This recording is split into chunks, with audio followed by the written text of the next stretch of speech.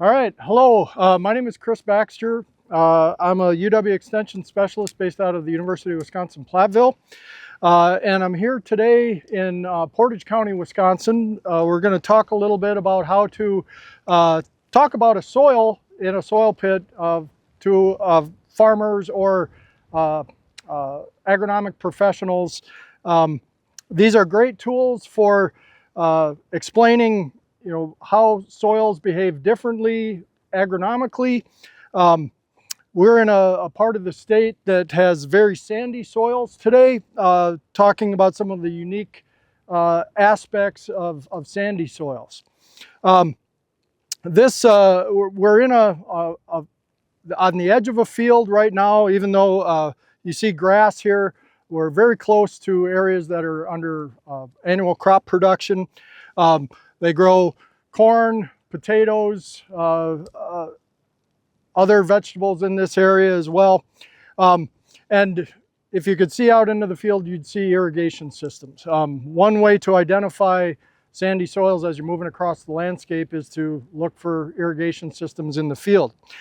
These soils can be quite productive when they are irrigated. If they weren't irrigated, they'd have a tough time supporting crops, at least the crops that are currently grown on them. One thing that you'll notice about this profile that you see a lot in these sandy soils of the central sands area of Wisconsin in agricultural areas is a very distinct surface layer, that's a very distinct color difference between the surface layer and the subsoil layers. This is indicating the depth of disturbance due to plowing in these soils. These soils originally would have relatively shallow A-horizons or dark layers of organic matter at the surface. The initial plowing of these areas incorporated that organic matter deeper into the soil profile and basically changed the color of the subsoil. So you can see that very contrasting color difference between the disturbed part of the soil in the upper part and the undisturbed soil in the lower part. This particular soil is formed in a material we call glacial outwash. It was a material that was moved and transported as the glaciers were melting thousands of years ago, moving large quantities of water across this landscape. And we have a lot of this material here in central Wisconsin that is cropped. The sandy nature of these materials, this entire profile is composed of soil that classifies as sand, meaning that it has above about 85 to 88% sand in it. That soil is not going to have a high water retention capacity. Water moves very quickly into it and through it, as well as it moves very quickly out of it due to evaporation, but it doesn't have the ability to retain and hold water for a large quantity for a long period of time. And that's why these soils largely need to be irrigated to be highly productive for agriculture. Some other things you might notice in this particular soil that you will often see in sandier soils are bands of either sands or gravels or sometimes finer material. That's very characteristic of these soils that form an outwash. You'll see layers of gravel, higher concentrations of gravel above layers where there's lower concentrations of gravel. And that can indicate different events moving water over this landscape.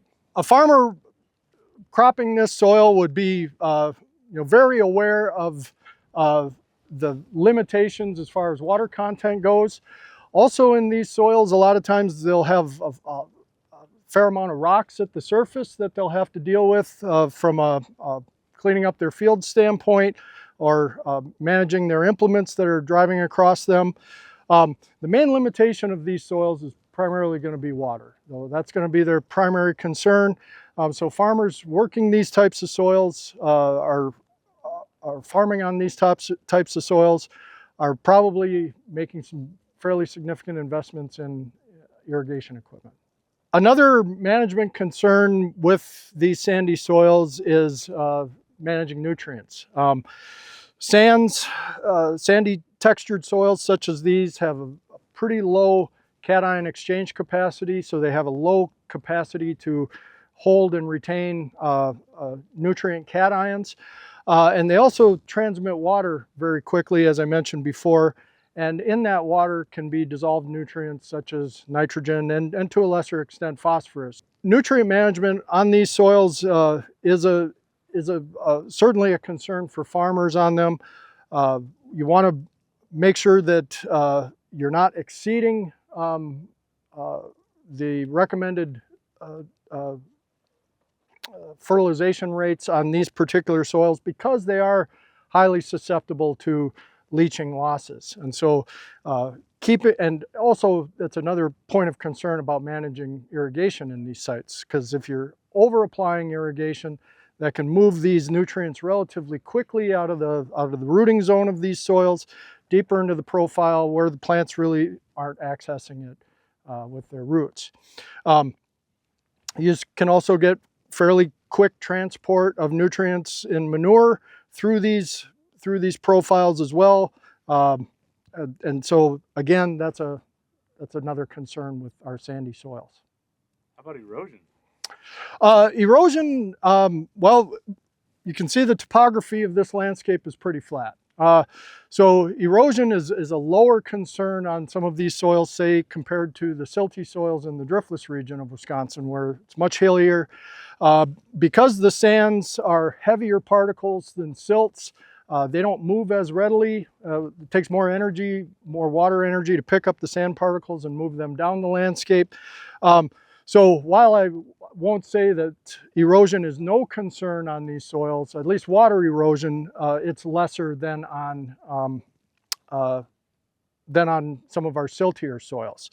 Wind erosion, however, can be a problem on some of these soils. And if you notice, you drive around this part of the state, you see a lot of windbreaks, tree lines used as windbreaks to slow down the wind, because during the springtime of the year, when tillage is occurring on these soils, especially when they're dry, it can kick up a lot of sand and carry that sand on a windy day like it is today.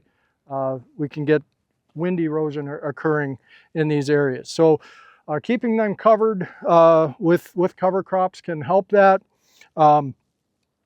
Keeping residue in the field can help with both water and wind erosion. Use of things like windbreaks and permanent vegetated strips can help in that respect as well. Wisconsin is unique because we have this large area of sandy soils right in the center of the state. These soils do require some very specific management that we don't use on some of our soils of the other part of the state. And yeah, it's just shows the diversity of soils that we have here in Wisconsin, and the diversity in management that our farmers need to manage these soils.